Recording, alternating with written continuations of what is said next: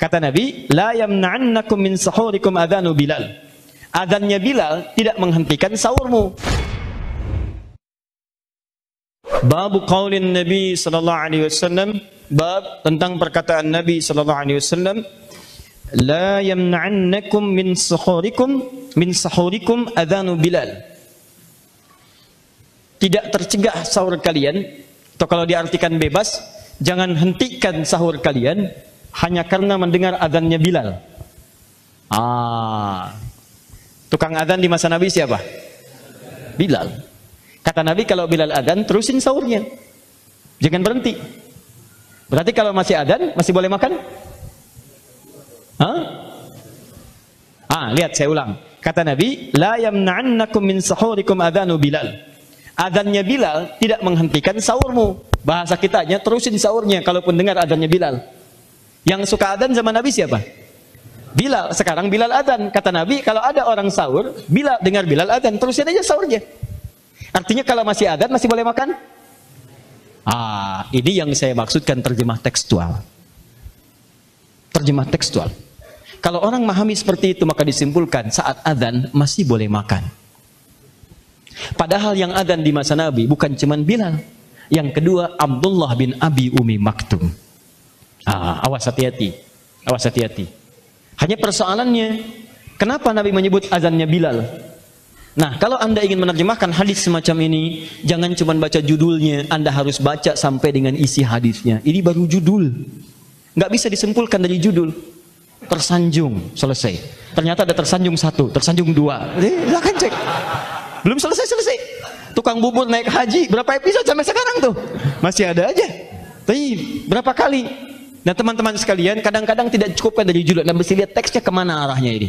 Paham ya? Anna Bilalan kana yu'adzinu bilailin faqala Rasulullah sallallahu alaihi wasallam. Bahwa Bilal itu biasa adzan. Tapi ingat kalimatnya, bilailin, bukan fajar. Bilailin.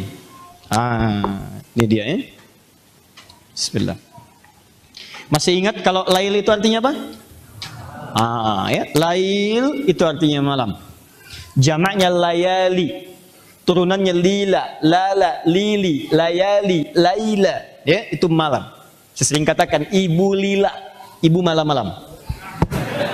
Lail. Kapan lail dimulai? Dari mulai ba'dal isya. Paling singkatnya. Jadi maghrib muqaddimatul lail, muqaddimah pakai ila.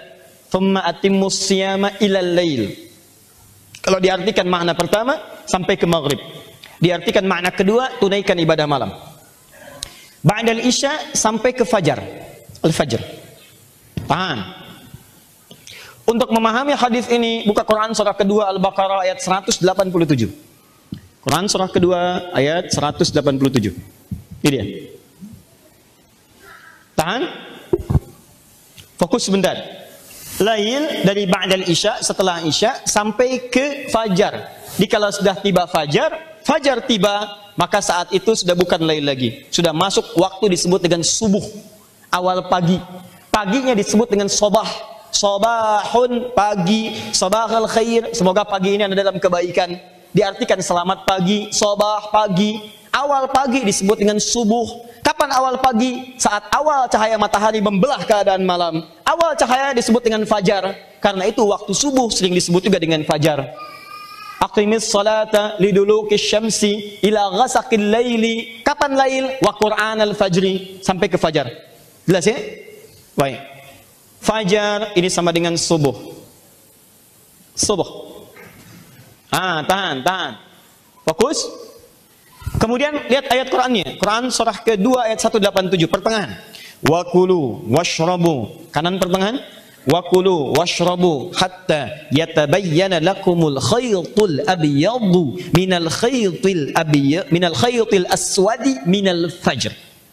Silakan makan, minum senyamannya. Ayo yang enak silakan, nikmati. Yang nyaman. Sampai jelas benang putih membelah keadaan benang malam. Kalau ibu punya kain kerudung warna hitam, dibentangkan satu benang warna putih. Satu benang aja, tarik begini. Dari bentangan kerudung hitam. Dari jauh kelihatan ya, remang-remang putihnya. Nah, itu yang disebut dengan fajar, minal fajar. kata Al-Quran, kalau fajar sudah tiba, selesai makan dan minum. Jadi fajar dimulai puasa. Paham? Kalau mau makan minum silahkan lain. Tapi ketika fajar tiba, puasa dimulai. Paham? Ayo, apa bahasa Arabnya puasa? Siam. Apalagi saum. Apalagi imsak. Di imsak itu nama lain dari siam, nama lain dari saum. Imsak artinya puasa, imsak artinya nahan. Jadi kalau adzan sudah berbunyi, fajar sudah tiba, fajar tiba, waktunya subuh. Apa tandanya? Kalau orang dulu keluar melihat, oh fajar, fajar, selesai. Semakin simpel, apa tandanya? Adzan. Begitu datang risalah Islam, ada salat fajar, salat subuh. Tandanya apa? Adzan. Allahu Akbar, tibalah waktu subuh. Tandanya subuh itu adzan. Kalau subuh masuk, berarti fajar. Kalau sudah fajar, berarti dimulailah puasa. Dimulai di sini kita dengan imsak, artinya mulai menahan, tidak makan, tidak minum. Jelas ya? Sekarang subuh jam berapa?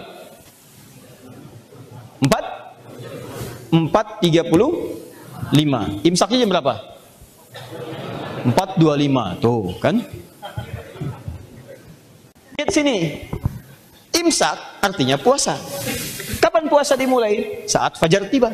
Kalau fajar sudah tiba, muncul subuh. Apa tandanya subuh? Secara gampangnya adzan. Allahu Akbar, subuh tiba. Oh, fajar dimulai. Puasa, imsak. Waktu subuh jam berapa? 4.35. Imsak jam berapa? 4.35. Kenapa bisa jadi 4.25? Jadi kalau masih 4.25, itu belum imsak. Belum puasa, itu masih lail. Belum masuk fajar. Jadi kalau yang ada 4.25 bilang imsak, Anda jawab belum, gitu caranya. Karena belum dimulai. Jelas ya? Belum dimulai. Nah, teman-teman sekalian, pada waktu itu jauh sebelum kejadian ini, ada seorang sahabat tidak bisa melihat, namanya Abdullah bin Abi Umi Maktum, dikenal dengan Ibnu Abi Umi Maktum. Jaraknya jauh dari masjid rumahnya, tapi yang di masjid. Pengen itikaf di masjid. Persoalannya zuhur ke asar bisa nunggu, ya, orang banyak. Tapi maghrib ke isya mulai sedikit, tapi masih ada yang bisa disapa, masih ada yang bisa ngantar.